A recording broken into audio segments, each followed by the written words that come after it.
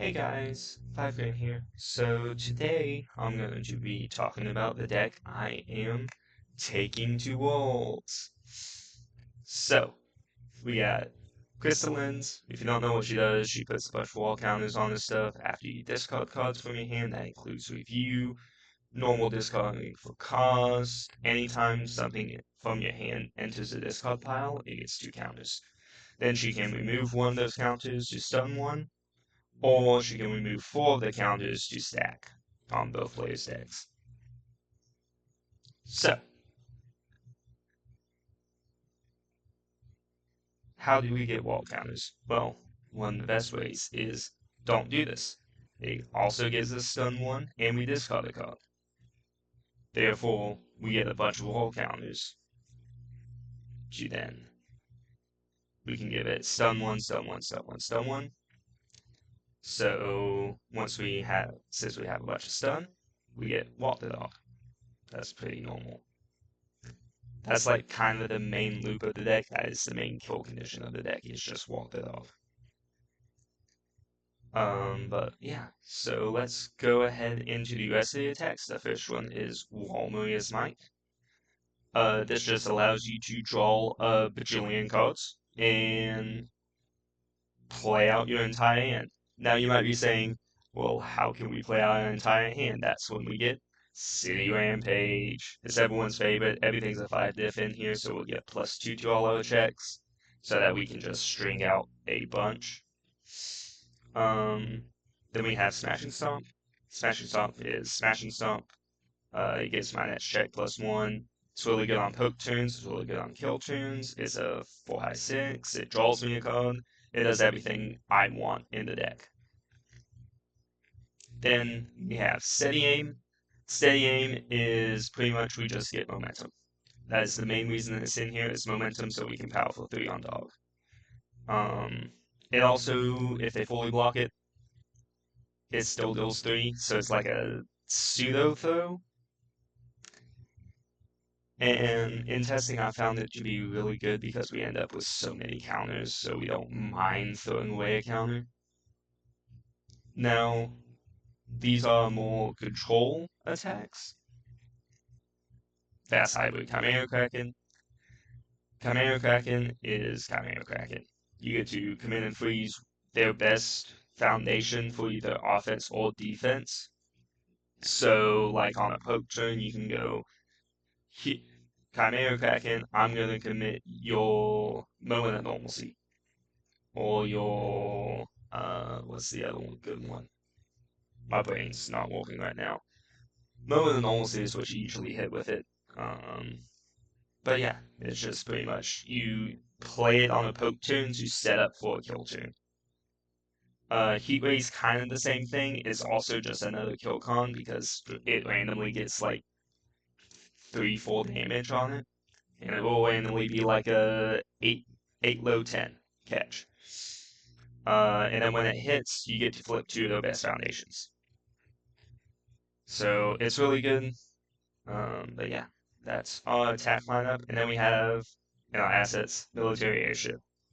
Military airship is great because we can always go like, oh, I just want to like poke and build a bunch. All right, cool. I'll have like 3 or 4 6, 8 counters on Krista. I'll go Walmeria's Might, draw 4, airship it back to hand, Walmeria's Might, draw 4. But yeah. Next, let's go into our foundations. So we have a Master's Pride. This just helps you keep stringing out because, like, anytime we play Steady Aim, it gets ready itself. Anytime we play, I think that's the only one that can snap momentum in our attacks.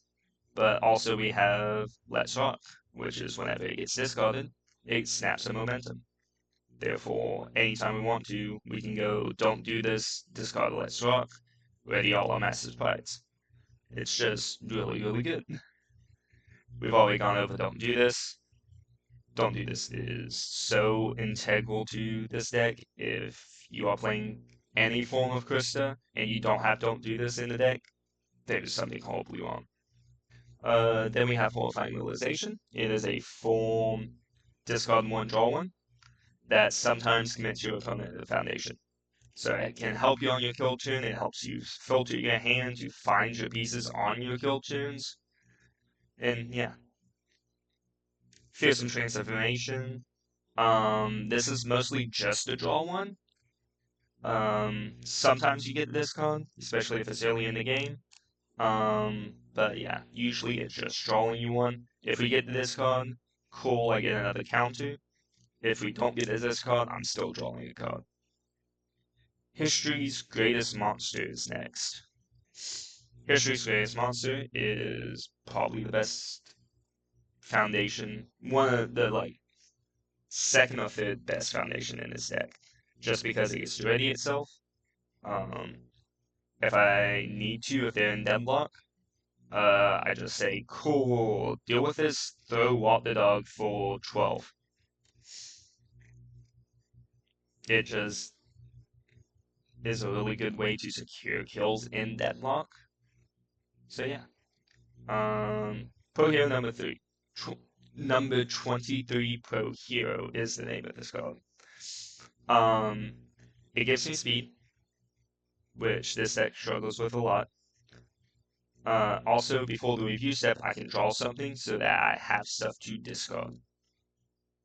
Let's talk, we already went over this. Inspiring Song. It's a very good thing. You can go on their turn for defensively. You can go, alright, I'm going to stack a 3 after you've played like 2 or 3 attacks. I'm going to stack a 3. And I'll mill 3, give you a check -3. But yeah. And then Short-Lived Promotion. This is such a good underrated card. Especially with Krista, because you can just have so many cards in your hand at once that it just is crazy. So yeah, it's just advantage, advantage, advantage, advantage. Next is King of Loya. This is a very cool card.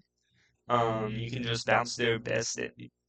One of the best things I've done with this is go Fast Chimera, commit, freeze something, King of Loya, put it back to your hand. I don't want to do it. You have to build it again. Pass through walls. This deck kind of dies to breakers, so this can cancel the breaker.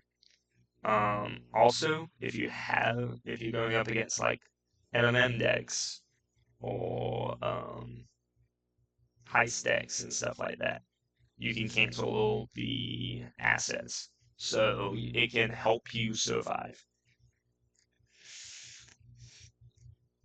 Next, we'll go into our side. So we got 2 runaways.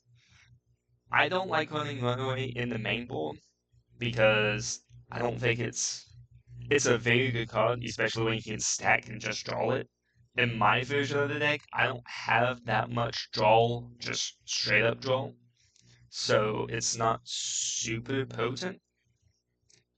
So I have it in sideboard, and it's mostly for like DJ and DJ matchups where they're sending like massive attacks with MMM. I just go, cool, I'll take 5. Next, we got Unyielding Destruction. This is how we kill wall decks like Deku Rodon and all that stuff. We'll both just start building to the moon. I say Unyielding Destruction, City Rampage, Unyielding Destruction. You go to 4, I go to 4. I have my best 4. I'm gonna then Chimera Crack and commit something, Heat Ray, flip 2, and then I can just go dog, dog, dog, dog. Or we can just commit all of it out with Don't Do This and Krista. So it is very, very good. Then we have Filled with Doubt. It's Filled with Doubt. This is how we kind of survive when we don't want to be going to 4. We can. So, like, if they want to put us to 4, we can kind of say, no, I don't want to do that right now. But yeah. Genkai's kind of the same thing. If they ever have a problematic attack that I really don't want to deal with, I just go, cool, I'll pop three of my face downs and remove your attack from the game.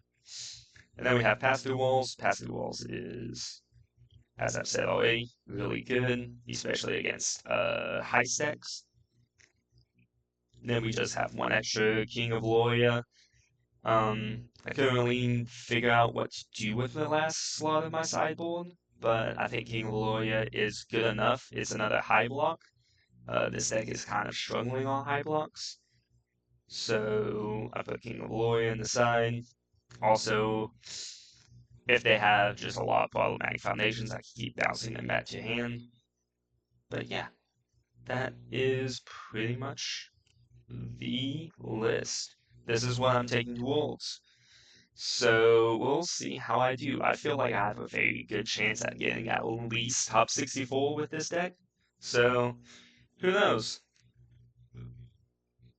Who knows what's gonna happen?